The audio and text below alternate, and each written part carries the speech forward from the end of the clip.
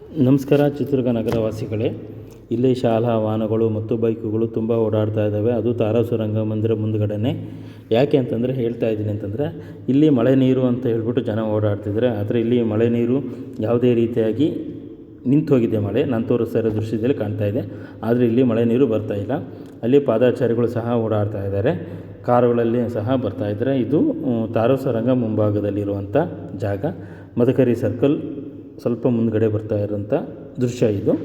ಆದರೆ ಇಲ್ಲಿ ಜನರಿಗೆ ಏನೇ ಇರಲಿ, ನಾವು ಓಡಾಡಿರುವಂಥ ಜಾಗ ಯಾವುದು ಏನು ಅನ್ನೋದು ಗಮನಿಸ್ತಾನೆ ವೆಹಿಕಲಲ್ಲಿ ವಾಹನಗಳಲ್ಲಿ ಓಡಾಡ್ತಾ ಇದ್ದಾರೆ.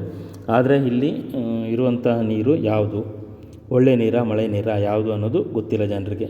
ಆದರೆ ಇಲ್ಲಿ ಹೋಗ್ತಾ ಇರೋದು ಮಳೆ ನೀರು ಅಂತ ಕೆಲವೊಂದಿಷ್ಟು ಜನಗಳಿಗೆ ಮಾತ್ರ ಗೊತ್ತಿದೆ. ಬಟ್ ಆದರೆ ಇದು ಮಳೆ ನೀರಲ್ಲ, ಇದು ಮಳೆ ನೀರಿನ ಥರ ಇದು ಹರಿತಾ ಇದೆ. ಇದು ನಿಜವಾದ ಮಳೆ ನೀರು ಈಗ ಹರಿತಾ ಇರೋದು. ಈಗ ನಾನು ನಿಮಗೆ ತೋರಿಸ್ತಾ ಇರೋವಂಥದ್ದು UGD ವಾಲು ನೋಡಿರಿ. ಬಸ್ಸು ಮೇಲೆ ಹರಿತು ಹೋಗ್ತಾ ಇದೆ, ಆದರೆ ಅದು ತುಂಬ ಕೊಳಚೆ ನೀರು, ತ್ಯಾಜ್ಯ ನೀರು.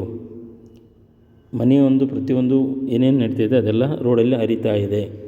ನೋಡ್ತಾ ಇದ್ದೀರಿ ನೀವು ರೋಡಲ್ಲಿ ಹರಿತಾ ಇರೋದನ್ನು. ಹಾಗಾಗಿ ನೀವು ಎಚ್ಚೆತ್ತುಕೊಳ್ಬೇಕು.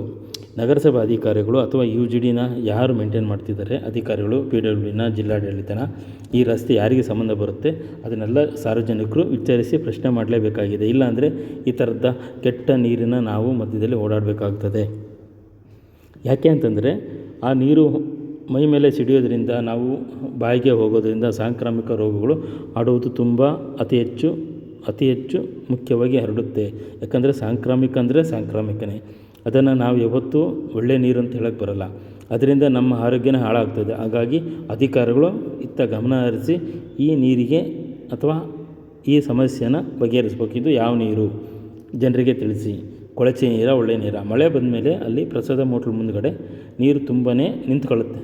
ಅಲ್ಲಿ ಓಡಾಡುವಂಥ ಜನರು, ಪ್ರತಿಯೊಂದು ಓಡಾಡ್ತಿರೋ ವೆಹಿಕಲಲ್ಲಿ ಅಲ್ಲಿ ಮುಂದ್ಗಡೆ ತುಂಬ ನೀರು ನಿಲ್ಲುತ್ತೆ. ಈ ನೀರು ಯಾವುದು ಅನ್ನೋದು ಪ್ರಶ್ನೆ.